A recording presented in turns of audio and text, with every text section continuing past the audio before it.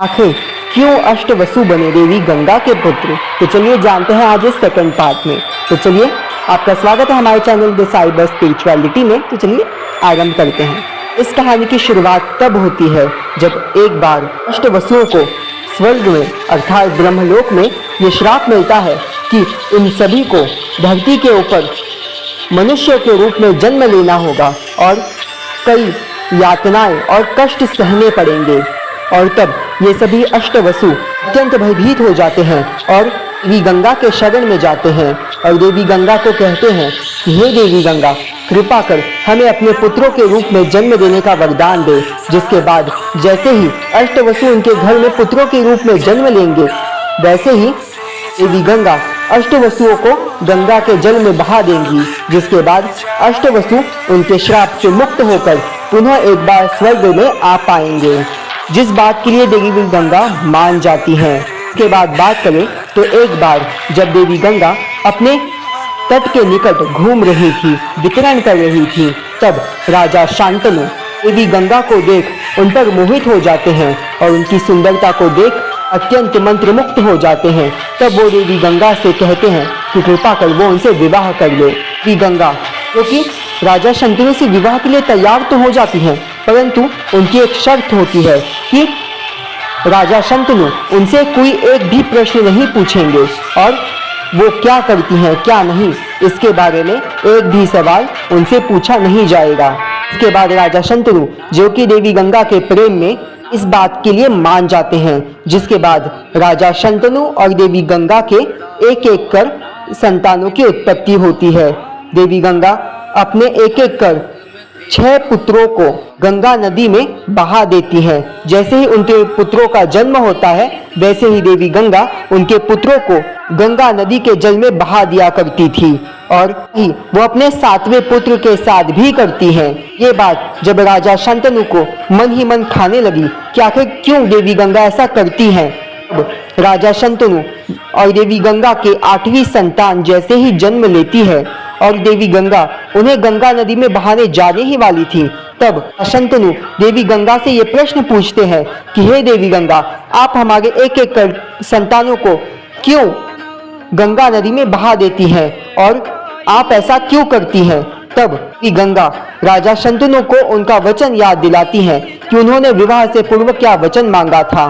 देवी गंगा उन्हें ये भी बताती है कि उनके 8 पुत्र जो कि अब तक जन्म लिए थे वो अष्टवसु थे और जो पुत्र अभी उनके हाथ में है वो 8वें वसु है। के बाद देवी गंगा उनके 8वें पुत्र को राजा शांतनु को सौंपकर वहां से चली जाती हैं। इसके बाद उनके यही 8वें पुत्र भीष्म बनते हैं। आखिर कैसे गंगा पुत्र भीष्म अपनी भीष्म प्रतिज्ञा के लिए भी जाने जाते हैं, तो चलिए इसके बारे में भी जानते हैं। जब भीष्म पितामह अब बड़े हो चुके थे, उस तरफ भीष्म पितामह के पिताश्री यानी कि राजा शांतनु एक बार जब गंगा नदी को पार कर रहे थे, तब उन्हें देवी सत्यवती से प्रेम हो जाता है जो कि वहाँ पर नाव चलाती थी और मछुआरे की पुत्री थी। सत्यवती के ऊपर हम डिटेल्ड वीडियो लाने की जरूर कोशिश करेंगे, पर चलिए अब आगे कहानी की ओर बढ़ते हैं। पर जब देवी सत्यवती पिता को ये बात पता चलती है कि राजा शांतनु देवी सत्यवती से विवाह करना चाहते हैं, तब वो राजा शांतनु से कहते हैं आखिर क्यों उनके पुत्री यानी कि सत्यवती राजा शांतनु से विवाह करे, क्योंकि उनका बड़ा पुत्र भीष्म ही आगे जाकर राजा बनेगा, ना कि देवी सत्यवती के पुत्र कि बड़ा पुत्र ही हमेशा राजा बनता है। जिसके बाद जब भीष्म पितामह को पता चलती है कि उनके पिता आखिर क्यों दुखी है, क्योंकि उनका विवाह देवी सत्यवती के साथ होने के लिए एक चीज अनिवार्य थी कि देवी सत्यवती के पुत्र ही आगे चलकर राजा बने, जिसके लिए अपने पिता के लिए उनका पुत्र भीष्म प्रतिज्ञा लेते हैं। जिसके बाद उनका नाम भीष्म पड़ता है। उनकी प्रतिज्ञा ये होती है कि वो कभी भी राजा बनेंगे नहीं और ना ही आज गद्दी पर बैठेंगे, बल्कि वो राज्य की सेवा करेंगे। ये बात सुनकर देवी सत्यवती के पिता भी खुश होते हैं और सत्यवती का विवाह शांतनु जी के साथ करने के लिए मान जाते हैं। के बाद ये बात जब राजा शांतनु को पता चलती है, तब राजा शांतनु भी भीष्म पितामह को इच्छा मृत्यु का वरदान देते हैं। और इसी तरह गंगा पुत्र भीष्म महाभारत के युद्ध में भी सहभागी होते हैं। अब चलिए फिर एक बार बढ़ते हैं देवी गंगा की कहानी की ओर।